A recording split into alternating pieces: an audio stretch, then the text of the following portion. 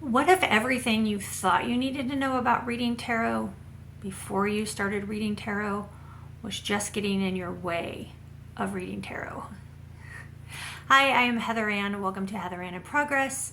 As I have mentioned before, I am going to be starting to focus a little bit more on my tarot practice here on this channel because IRL and real life this year, 2026, I am focusing on tarot because I did the 13 Magical Nights Wishes thing with that Glasgow witch on Instagram this year, and the wish that came up for me to focus on, that was my responsibility to take care of this year, was to expand on my tarot practice to become a better reader so that I could read for other people.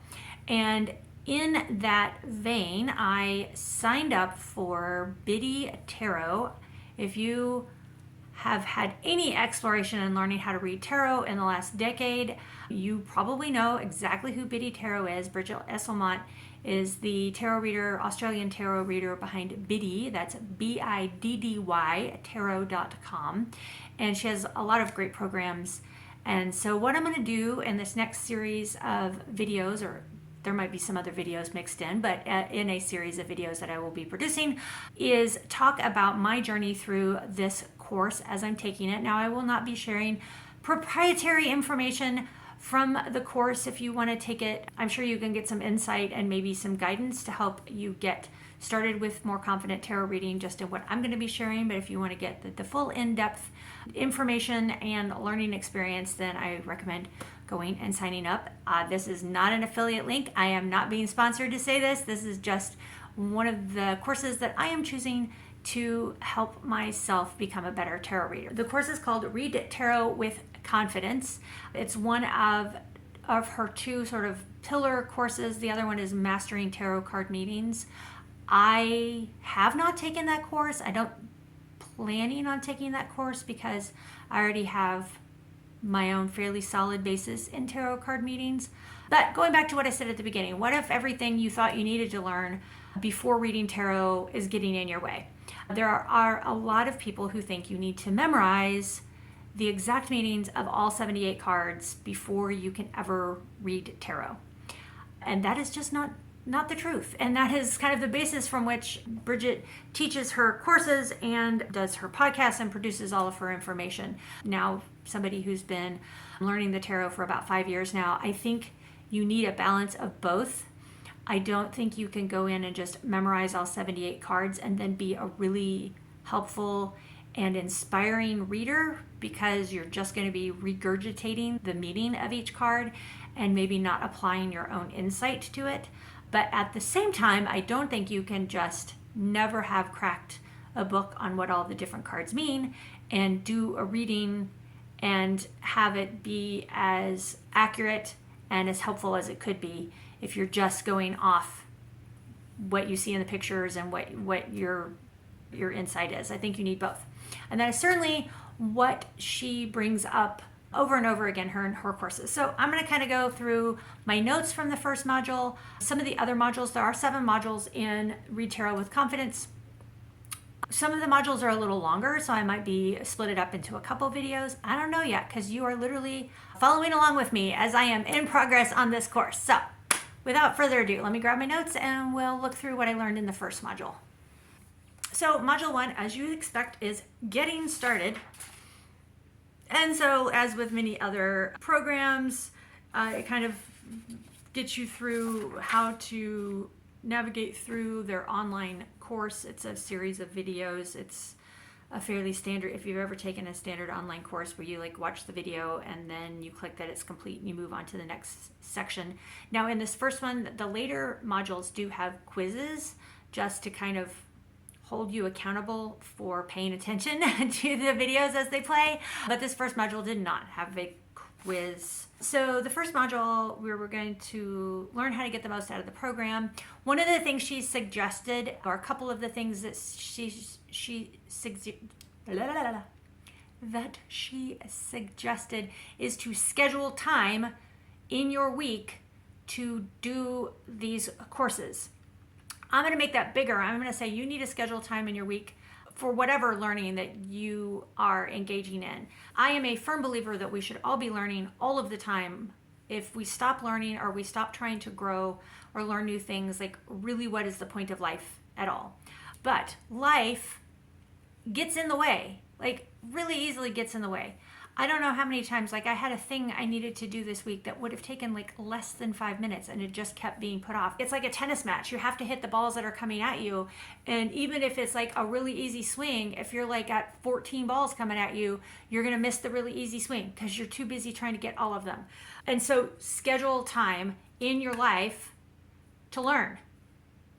And if you want to engage on a tarot practice, if you want to follow along on developing this tarot practice with me while I am doing this, I also recommend a little daily tarot practice. Every single day, draw a card. It's actually how I learned the meanings of the cards. Gummy bear's in the background sneezing. So while there's a cat in the area, as always, he's not on camera, but you can probably hear him back there sneezing. That's the best way that I learned the tarot cards over the last 5 years since I got my first deck. Five years is every day I draw a card and then I study that card. What does this card mean? What do I see in the card? One of the things that I've started doing more recently that I have found to be more helpful to tie my intuition with the book meaning is to really study the card and write out what I see in the card in my journal before I look up what its meaning is in a book or on biddytarot.com or on my own cheat sheet that I'm developing. And because sometimes even if it's a card that I have studied that way before, I might see something this time that I didn't see before because it wasn't relevant to the frame of reference in which I was looking at it in that moment. So I'm going to see something new. So schedule time for your learning, because if you do not schedule time, life will schedule you and you will not have any time left over to do anything else. So one of the things she asked was, what is the biggest challenge that you have to reading tarot? And mine is my confidence in my own interpretations and intuition. If you follow me on Instagram, you know that I am currently trying to get more confident in reading for other people. And so I have been giving away 5 free tarot readings, typically either a 1 card or a 3 card reading every week, just to give myself the opportunity to do more of them, because the more you do, the more skilled you will be, the more confident you will be. And so my biggest challenge to reading tarot right now is the fact that I don't always have confidence in my own interpretations and intuition. Even though I've been doing this for 5 years, I've been working on it for 5 years. It's like, even me, even an actor who is comfortable getting up in front of people and singing and dancing and being silly, even I have confidence issues. And my husband, I was talking to him about it. And so I said, I want to do at least 50 free email readings and then 50 free video readings. And I was like making this list of all of these, like large numbers of readings I wanted to do for free before I felt confident charging for anybody. And he was just like gobsmacked at this. He was like, you already have been doing this for a long time. You're a confident person. You're a caring person. I've done life coaching, which is sort of the more of the angle that I do my readings through, is through a lens of coaching and helping people in that way. And he did not understand this lack of confidence. But, everybody's got their thing that causes them pause, and that's where I am right now. So think about that for yourself. What is it that is giving you pause as you are learning to read the tarot, or whatever skill that it is that you're working on? What is giving you pause, and what can you do to help get past that? So I have decided after the conversation with Jason that my goal was going to be 50 free email readings, and then I was going to start to push myself to do more. Now I do have paid reading options on my Buy Me a Coffee, so if you want to get a free reading, follow me on Instagram and see when I open those up each week. But if you want to support me and have me do a paid reading for you, there are a couple options on the Buy Me a Coffee already. So anyway, that from the video, the what is my biggest challenge, it's confidence in myself. I know it seems odd, but it is true. Okay. So some of my notes that I took, one of them was, what days and times have you scheduled for watching the video and doing the workbook activity? So I am an actor in the Kansas City community, and so very often weeknights are my rehearsal nights, but Monday nights when I don't have rehearsal are a great night because when I get home in the evening, I try to spend time with my family. I don't want to like go straight into leave me alone. I'm locked in my office to do my course. But my husband goes to trivia every Monday night. So my goal is to do that on Monday nights, but then if I do have rehearsals, then I'll switch it to Sunday mornings. And then how will you regularly engage with the tarot? So I've got two things. One that I already talked about, my 5 free readings a week that I am giving away on my Instagram. It's usually in stories. I don't post it on my feed. So if you are going to follow me on Instagram, which is Cat Lady Tarot and the number 7. So Cat Lady Tarot 7. But also that I would just continue to do my one card on my Instagram every day, not every day, Sunday through Friday, I post a daily tarot card on my Cat Lady Tarot 7 using one of my cat themed tarot decks. I use a different deck every month. If you are looking at this in April of 2026, it is right here behind me.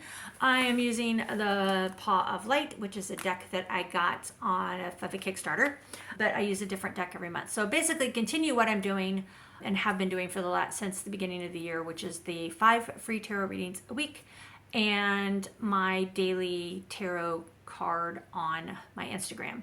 Though not tarot related, one of the things that I have started doing here on YouTube and then in a shorter format on Instagram is creating full moon and new moon meditation. So a little bit longer meditation here on YouTube for every full moon and new moon. They will be themed. The longer ones will be themed by whichever moon it is, but they will not be specific necessarily. So like I just posted the pink moon from April 1st on Instagram and YouTube. The one on YouTube will a little be more generally themed, so like a spring full moon, so that you can use it if you liked it. Well, I mean, obviously you can use them anytime you want, not just at the full moon, but you can use it again next year or next month for the spring.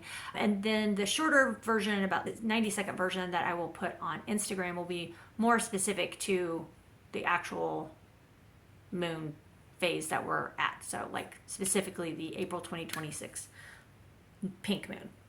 And so while that's not really a tarot practice, I will continue to be doing that and adding that as part of my overall practice. All right. So then she asked, by the end of the course, what do you envision you will be able to do? And I said, I will be able to confidently give a live reading, either in person or virtual, preferably in person. I'm super excited about the idea of doing readings in person because I really think there's value in helping and having the querent look at a card and tell me what they see, because it is their problem or question that they've brought to me. And sometimes they may see something in a card that reads differently or that inspires me to angle what I see in the card in a way that it's going to be more helpful to them than just what I see in the card. However, right now, the thought of doing a live tarot reading in person like that is terrifying. So that is the thing that I really, really want to be able to do by the end of this course and feel, I guess confident is the right, feel confident that I will be able to do it, even though I know the first few will be terrifying. What other commitments do you need to make to yourself to get the most out of this program? And that is to focus on the videos and not try to multitask at the same time. Now, I am a person that listens better if I'm doing something with my hands. ADHD much? And so but it would be okay if I'm like knitting, like I do a lot of knitting or crocheting while I'm listening, and that doesn't distract. It actually helps my brain lock in. But most of the time I sit at my desk not this desk, but my work desk that I have in my office, and it's got 2 great big giant monitors, and it's very distracting because there's other things that are happening. And so I want to really make sure that I am focusing and listening to the words of each one of the videos in this training, and not be over on the other screen checking an email or trying to get a little work done while I'm listening, because that is not conducive to really listening and learning. Maybe coloring, maybe crocheting or knitting or something light like that, something that is just keeping my hands busy, but so my brain can engage. But I want to make sure that I'm really actually focusing and not getting myself distracted by my work computer. I don't have a good laptop, and I wouldn't want to watch the videos on my phone, or I might actually sit here to do them, because this is kind of the place where I sit to do my tarot and my other spiritual practices. But that is my goal, is to make sure that I'm not distracted. And then the last notes I have from it: what are the 3 secrets to reading tarot intuitively? And so this is from her module, so I'm going to share my words from what she said. 1 would be to meditate and breathe. Don't always be like a drive-by on your tarot. Don't be like, I don't know, let me pull a card. That's the card. Okay, and then run. I always try to like stop before I'm doing a reading. I usually have the cards in my hand, but I don't like start to shuffle really until I've stopped. Put my feet on the ground, taken a deep breath, and just paused for a moment and connected into my own heart center and out to the universe and the divine around me before I really start to shuffle and pull the cards. Just to have, even if it's just a couple breaths, to have that moment to connect into my intuition and into my heart before I start slinging cards. That helps me connect into that intuition and not just the rote definition of each card. Number 2 was put your tarot books down. Study them between the readings, not during the reading. Now, weirdly, I've never spent a lot of time with tarot books in a reading, but I do have my own personal list of keywords that I will use in a reading. Those are just helpful to me because sometimes a card will come up that the book meaning doesn't really have much to do with the question that I have asked, or the placement for the question that I've asked in a particular spread. And so being able to just look at my own keywords that I've gathered for each card might help me find a different angle on how that card fits the question that's been asked. And so I really like this idea of study your tarot books between your readings, but in the readings, put them down and let your own mind and intuition guide you. And in my case, yes, I do use my keywords, and I don't think there's anything wrong with that, because I'm not like looking and going, well, the book says. I'm just using those keywords to help.